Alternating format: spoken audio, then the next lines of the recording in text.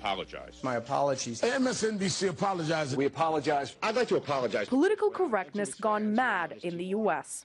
From media pundits and giggle fests. I'm a pussy willow branch. It's really so stupid. To advertising trying to spice up an old concept like Oreos and milk, to sports managers praising Fidel Castro. I'm very, very, very sorry. Even political comedians mixing religion and female body parts. Maybe women could protect their reproductive organs from unwanted medical intrusions with vagina mangers.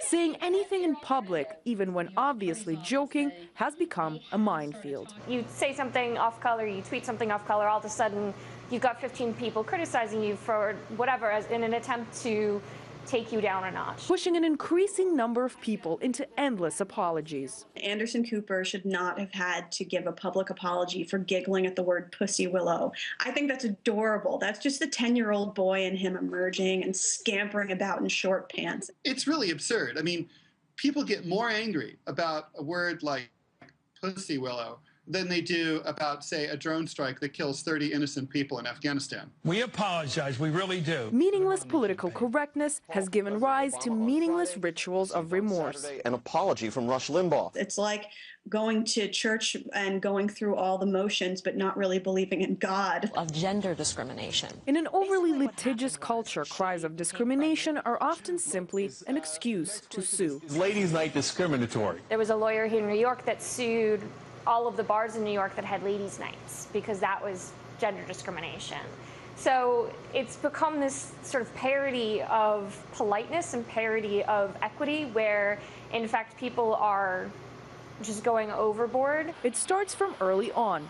One school in America came up with rules on what a prom dress should and should not look like. It's even more worrying because there's more and more authoritarianism in the schools. There's police in the schools. There are rules being, imposed on students. The New York Department of Education recently attempted to ban 50 potentially offensive terms from school tests. Words like dinosaur, in case it offends those who deny evolution, and divorce, to not hurt the feelings of kids whose parents are no longer together. Even birthday, because it's not celebrated by Jehovah's Witnesses.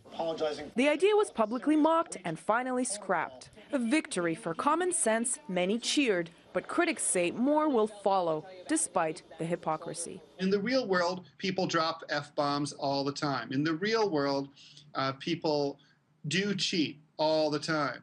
And to be like, oh my God, it's people cheating on their, it's just kind of ridiculous. As the list of words and deeds considered politically, socially, or morally unacceptable grows, the United States of America, a country that prides itself on freedom of speech, could be well on its way to becoming the United States of, I'm sorry.